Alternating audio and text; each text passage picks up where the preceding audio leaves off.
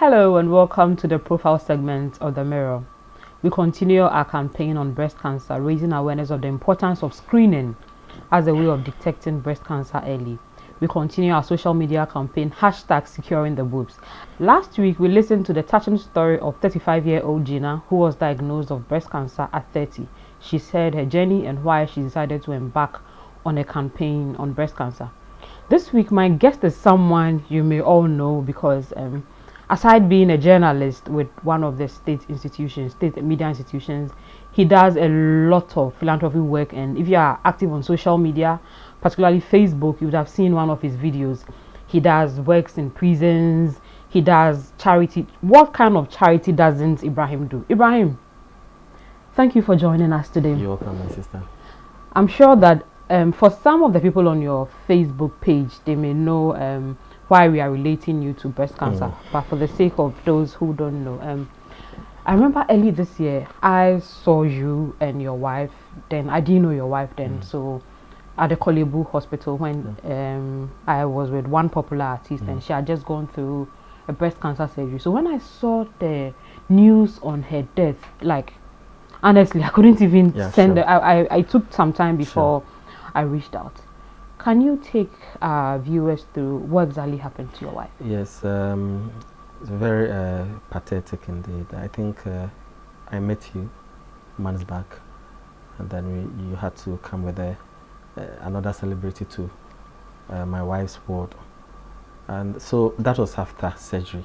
That was the time that you came to see. That time she had done the surgery. Yeah, she had done the surgery and was going through a lot of emotional trauma. So we had to be there for her as a family. So I was there with the children and other family members. So after the surgery, she had to do radiotherapy.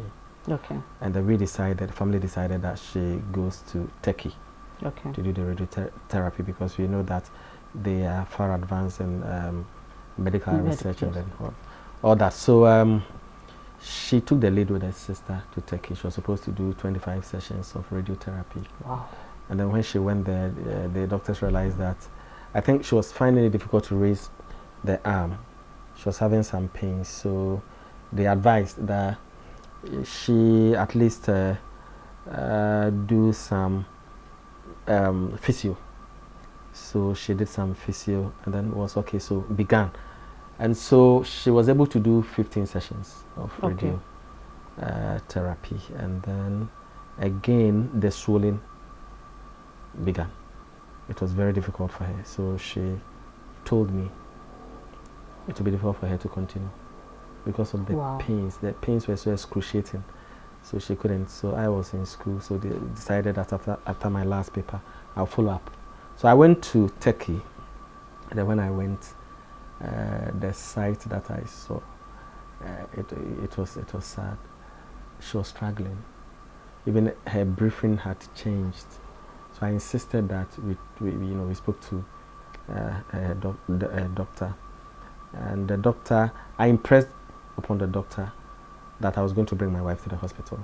So the following morning, she even said she couldn't walk, but I had to persuade her. We went to the hospital. When we went to the hospital, we were told that her oxygen level had dropped to 91. So you can imagine. Wow, I know saturation should be for an adult 98 to 100. It should even be 100. Absolutely. So absolutely. 91, it means she was almost gone. Sure. So the doctor said that she definitely was going to detain her in hospital, which we agreed. But another worrying signal was that there was a lot of fluid accumulation on both sides of the lungs, and the left lung had almost collapsed. Wow. So within that short period, because she went to Turkey healthy, although she had the surgery, she went to Turkey in good health. Sure. And then let's also not forget that her case was a bit problematic. What was the name? I think that we would go to triple negative. We would go to the journey after this session. So let's do the bit just before she passed, and then we'll come back. So I was with her at the ward. She was admitted. Very expensive hospital. She was admitted on $500 a day. Wow. Yes, at the ward. So I was there with her, and she was going through a lot of pain, I think the only positive thing is that you could see doctors, all around her. All around her, nurses like all ready around to her, help, hands-on. that kind of thing. And she was so much in pain that every 10 minutes I had to adjust her on the bed. She was so much in pain, so you can imagine. And then she wouldn't allow even her sister to take care of her. She wanted me to do everything for her. When she passed, were you in Turkey when she passed? Yes, I was there. And so what happened at the ward is that at a point, they gave her lots of infusions, antibiotics, inclusive, and so on and so forth, to sort of stabilize her condition. Fortunately, we realized that the oxygen level had improved. Okay, but she was still struggling. And so the catheter was passed and so on and so forth to ensure that the fluids get out. But at a point, I think about after 4 days, they realized that they weren't seeing the results they wanted. So they had to perform a procedure at her back by inserting a tube in there so that the water will, quicken out. So and that procedure cost $1,000 instantly. One had to pay. So that day, I think she was a bit okay that day when the fluids started coming out. But then subsequently there was no improvement. There was some retrogression. So eventually they had to. One day I realized that she couldn't hold it at all. So doctors guy, had to confront the doctors. I was in a sort of emotional turmoil, because if you're a caregiver and the person involved is your wife, you can imagine that emotional instability. Yeah. And so the doctors came in, and then they had to rush her to the ICU. And then we were told that she was going to pay $800 a day at the ICU. So that alone gives you an idea of, How long was she there? She was there for almost a month. In the ICU? ICU, 18 days. Ward, 10 days. So you can imagine. So she was rushed to the ICU, and it wasn't easy at all. She had to be put on life support the moment she went to the ICU. And just imagine, I had traveled all alone to someone's country, and then no other support. Even if you're in Ghana, there's family you would call this person. Absolutely. And then the mere sight of seeing one's wife in deep pain is enough to throw you off guard. So it was very, very difficult. There's no way I can explain that kind of experience. No one would even understand it, because I was feeling it. And then it nearly killed me. Because I was going through a lot. Someone you love, and then the person is there dying, struggling. The person changes all of a sudden. The eye changes, the face changes, everything changes. You see that the person is gradually going. Like you see life going out of the person. Absolutely. Right in front of you. And then the person is still clinging on hope. But you know that is difficult. I remember one day I nearly collapsed at the ICU, seeing my wife in that condition. So she was put on life support, and then I think the following day when we went back, it had been taken off, meaning that maybe you were stabilizing all that. But I could see my wife had changed. Your wife, the face had changed. I wasn't happy. I had a series of dreams. She's a dreamer. I'm also a dreamer. We dream a lot. And when my wife dreams and you are dead. Same with me. And some of the dreams were a bit reassuring, others negative. So we kept on praying and praying. So one day I went there, and the doctors told me that she will get better. Only for me to go back and dream that the cancer is spreading. So you see that ding dong thing. Cancer is spreading. But I believed in my dreams. So I kept on praying. Then she came again. I had a dream. He said, I'll be fine, and laugh. And then she smiled. And then she was moving upwards, walking on some rocks. I was so confused. So we went there a third time. She was very okay. We spoke at length. And every time I went there, did some videos with her and so on and so forth. She was okay. Anytime we went there, she would be crying if we were about to leave. And on that particular day, she was okay. She even asked us why we are not going, we are not leaving. Wow. And so she asked me for money. And I said, but Meena, what do you need money for? Someone in intensive care. And she said, no, she needs money. This Turkish money, the lira or something. She said she wanted to give it to the nurses. She just wanted to give it to them. So I gave her the money and then went. And then she told me that they said they are bringing a special machine to carry her somewhere. I said, who says what? What machine? And then she continued by saying that so they should come and take me for me to go and then praise my maker. Honestly, if she needed to be transported, they would have told you. Absolutely. So I think she was talking spiritually. She may have been in a communication sort of with, a spiritual entity that when it happens like that, you don't see. It is only the yet to pass that sees some of these things. So it put me in a very difficult condition, especially because I know the interpretation of dreams. So you can imagine what I was going through. And so Saturday, 18th June, a day I'll never forget, I was bathing and then had my phone ringing. So I went back. It was ringing persistently. So after bathing, I was still able to get hold of the phone and then answer the call. And then it was a white female voice. Where are you? Where are you? Come to the ICU. Come to the ICU. So you can imagine. If you have someone in the ICU and then this kind of call. Yeah, come to the ICU. And then one thing is that usually the ICU, you can see the person for just 10 to 15 minutes every day. The ward I was with her, the ICU said that. And then I realized anytime we went to the ICU, and then we went early, you can see that there are certain people who have been called and stay there for and then you realize that within a few minutes they'll pop up from a room and then start crying. It means that they've been told that their relative or their loved one, have passed. So I said, why are they calling me early? So it reminded me of the early calls.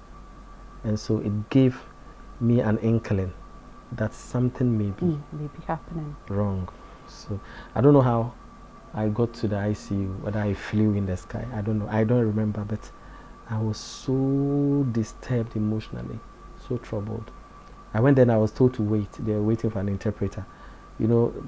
These Turkish people, don't speak English regularly. So my knee wobbling. It wasn't easy at all. Can't imagine what you went through within that short period. Not easy at all. Not easy.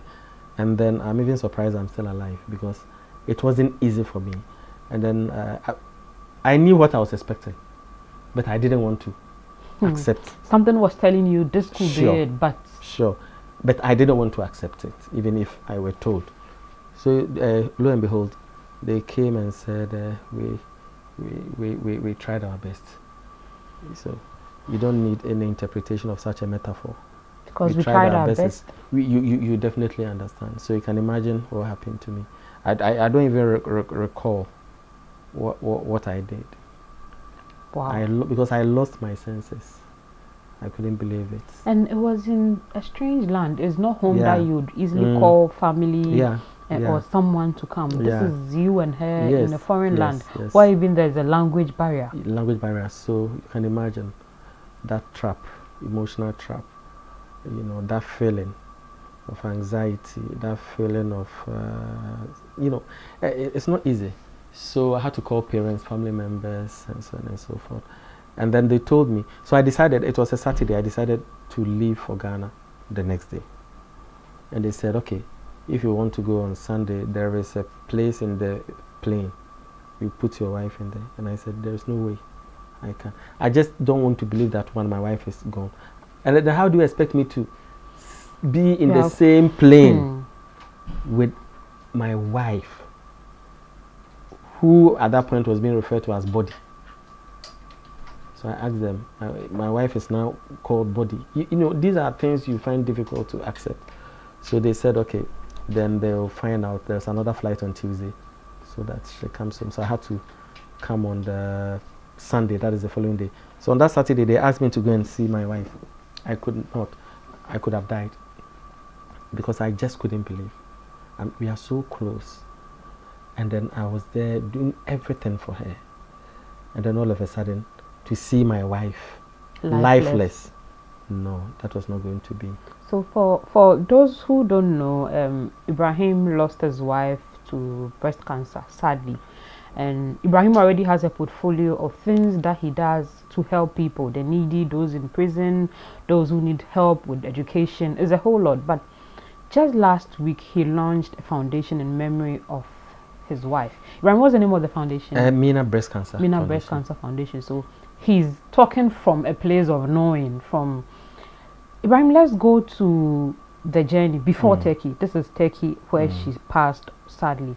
Before Turkey, at what point was she diagnosed of breast cancer? Yes, she's always been active, very strong, very healthy, and then she went for this COVID vaccine, and then about 3 weeks after, she said she felt a lump, the breast. So I said, okay, why don't you go and then see a professional? So she went to hospital and then she was diagnosed. I think after her passing, I saw some notes she had written about what happened that day when she was told that she had breast cancer. She said she couldn't believe it. I can pass the notes to you. She couldn't believe it. It was so shocking to her. So she just felt the lump there, went to the hospital, and then she was told that she it was malignant or something. So we had to go to Lancet to do further tests. And then when we went, fortunately, I'm not a doctor, so some of these things you wouldn't understand the interpretation. But the good thing is that it hadn't spread to other parts of the body. It had invaded the lymph nodes, just 10%. Okay, when you say lymph node, going towards there. And so we started the chemo treatment, and it was hell. I don't even want to recollect it because I suffered more than her. I suffered. She was going through hell, but I suffered. There were so many days that I would run away and then go and cry and wash my face because I knew what she was going through. Persistently. But she's a very strong woman. She didn't want me to know that she's suffering, but I saw it. And there were days you had to hide and cry because... Not days, almost every day. Almost every day, because I was taking her to hospital. I was doing most of the things for her. I was going to shop. She had to change her diet. She had to do every Sunday. I had to go out and then. Do you know if she had screened in previous years, or do you know? I don't know, and I wouldn't know. You know, men are so busy at times. We are moving, we are doing this, and that kind of thing. So I wouldn't. Okay. I wouldn't. You know, these are things that women do. They even do self-breast examination. So you wouldn't know whether your wife has done that. But throughout our 20 years of marriage, she never complained of any breast pain. She never complained of any breast pain. That is why I said when she even went to the hospital and they told her she had breast cancer, she was shocked. I know you have young children. Yeah. How old is your oldest? 19. There's a picture I saw of him that broke my heart. The one that the coffin with you and then him bound on it. 19. I know you have. How many children do you have? 4 boys. Wow. How old is the youngest? 10. How did, even before she passed, I know grief is a different subject matter altogether. When we say we'll talk about grief and how it affects families, I'm not sure we'll get out of here. But during the cancer process, how did it affect the children? It affected virtually everyone. I was just told 3 days ago, my third boy, Anas, told me that Ishak, the second boy, would go to school and cry during the time the mom was doing the chemo. Wow. Because apparently he had seen what the mother that was going through. So he would go to school and then cry. Then when he comes home, he... Exactly. Because they were around the mother. You see, all of us were around the mother. So you just... Can you just imagine the pain, little children being exposed to the pain of a living mother? You see, so not surprising, I heard it just 3 days ago. So this is what I'm sure that they were trying to keep it from, like, you. Exactly. Sometimes in the heat of crisis, you focus on the main person. Let's say it's your wife who needed all the attention, but the children too were suffering in their own way. Yeah, they were suffering. And it's just 3 days ago that one of them mentioned. Yeah, and then I think last week, less than a week or so, the little boy Bilal, he's 10 years. He told me that he dreamt about 3 times about the mom's passing. He told you that? That little boy, yeah. And then of course after the mom's passing too, he's had a lot of dreams. The mom has visited all of them, spoken to them. They've seen their mom in very joyous mood, very, very joyous mood. You see, dreamt about it. That's what the little boy told me 3 times. So he said when I returned from Turkey and I was trying to announce it to them in a very refined way. They didn't know till you got back, yes. And then you put them. Though I was trying to do it in a refined way, the little boy started crying. And so I asked him when he told me last week, why were you crying? We're going out, then having a hearty conversation. He said he was crying because of the dreams he had had. And then he realized that there were so many people in the house. He hadn't seen that before. So Unusual. it gave him a spark that something may have gone wrong with the mother. Because when I came, he persistently asked me about the mother. Where is mommy? Daddy, you said you were coming with mommy. He said you were Between coming the with time mommy. she was diagnosed and when she passed, how long was it? Yeah, I think about 9 months. Wow, such a short period. Very, very When short period. it was, how far had the cancer gone? How some people are early stage? I think when she was diagnosed, it was almost stage 3. And she had no symptoms. No symptom, no sign. You can ask Susie here. No. Very okay. Even the day she was about leaving, after the surgery, she was about leaving for Turkey. She was so fine. Yesterday night, I have her phone, so I was combing through the phone, and I saw lots of videos she did whilst she was in Turkey. Very good looking, very hearty, that kind of thing. So it kept me wondering what may have gone wrong. Within a short time, the cancer had spread. Within a short time, I don't know how. You mentioned some figures. I don't even want to start converting into dollars now. Yeah. Even in Ghana here, Lancet and other private labs and lab facilities are not cheap. They are expensive. I know going through cancer treatment is expensive, and you even had to go out of the country with all. How did it affect the family financially? Yeah, it affected everybody, but I think the good thing is, I help lots of people. We help lots of people, but I couldn't muster the courage to put it out on social media. My wife is sick, so I need money. Culturally, it would have sounded a bit repulsive. I just can't do that. But God found a way. One of our donors was speaking to Susie, and he was asking of me. And then Susie said, this is what has happened to me. So I'm in Turkey. He said, oh, this man called me, Ali Ibrahim. I would want to thank him on your platform. And said, Ibrahim, how much money do you want? I've sent someone to you to bring you $10,000. Wow. Exactly. The good deeds you do for people. And then I also want to thank Christiana Chu. He also paid for my wife's return, the costs, the amount of money we had to pay. He gave $4,000. And there were some individuals who got to know and then contacted me. So I also had to ask them to bring me the little savings that I had made. They had to send me the money there. So that was able to cater for some of these expenses. I would also want to thank Mr. Jare. When my wife's body was brought in, they arranged for the morgue, everything. People virtually, supported us. Other than that, it would have been difficult. I'm a journalist. How much money do I take? Work with a state broadcaster. How much? I know. It's not easy. So I think God found a way. I think that your many good deeds also. Yes, your many good deeds, because there are countless stories of people you've helped, and I'm sure that God in his own way found a way to at least console you in your lowest moments. Let's go to the foundation. What exactly, I know there are a number of breast cancer foundations, and what I don't like about some of them is we'll all sit down, wait, and then in October, pink October, then when November comes and everybody is quiet. What do you seek to achieve with the foundation? Yeah, we are not doing Pink October. We don't even believe in the idea of Pink October, because I lived it, I felt it. When I say I lived it, I'm not saying that I had the lamp, but I virtually had the lamp because I felt more than how my wife felt. So we are doing it differently, with a strong sense of passion attached. Because if you experience what I experienced, you didn't wait till October. Because if a lump is developing in someone's breast, and then we have to wait till October before the person goes to do a checkup, before the person remembers that they have to go and then do a checkup, by which time the lump may have traveled. The harm maybe, you know, spreading and all that. So we think that we need to change the approach. We need to do education, we need to do sensitization, we need to provide opportunities for people to be screened. It should be a daily endeavor. It should be a weekly endeavor. It's something that we are going to drum persistently, you know.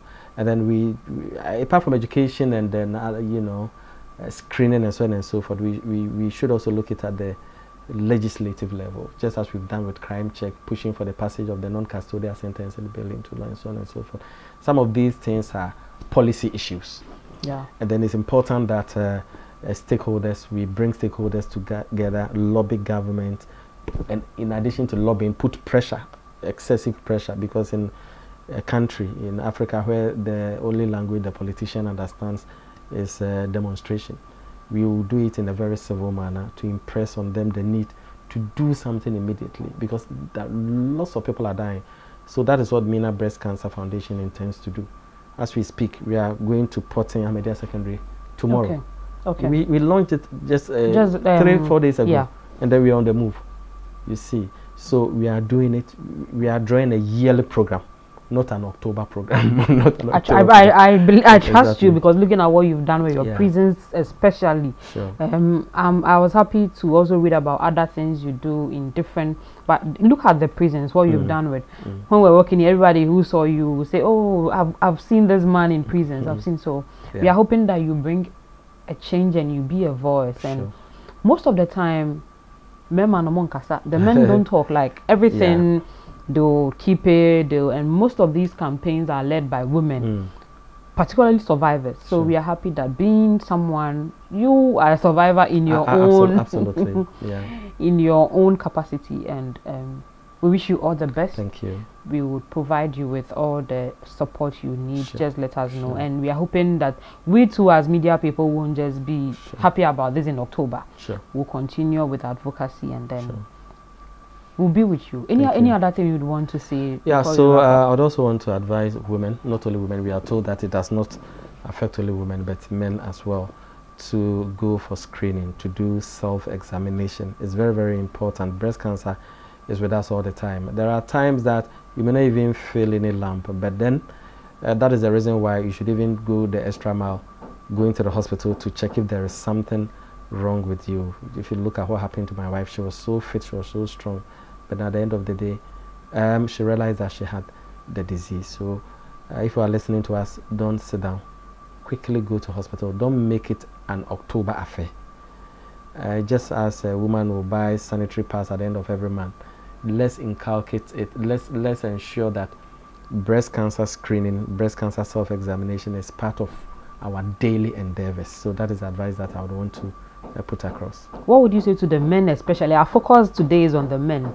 You see, like you mentioned, you wouldn't know if your wife had screened or not. You know, women, we take care of ourselves naturally. What would you say to the men or partners on how to take care of, how to even follow up on some of these things their wives do? Yeah, I think it's not a matter of the men advising the women to go for screening. The men should also go for screening as well, because I've come across lots of men with breast cancer. I was shocked. I didn't even know that breast cancer, I thought it was the preserve of women, but since men are also getting it, it's important that partners decide to go for screening themselves. That is one thing that we should do, instead of pushing the women to go for screening.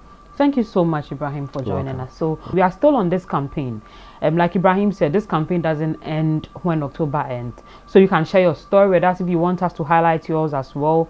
Either you are a survivor, either you've lived with someone who had breast cancer. We are happy to share. Don't forget to follow our social media pages, The Mirror on Facebook and Instagram. And don't forget to subscribe. My name is Efia Kese. Thank you so much. For more news, visit graphic.com.gh or log on to Facebook at Daily Graphic and on YouTube at GraphicGH. Subscribe now.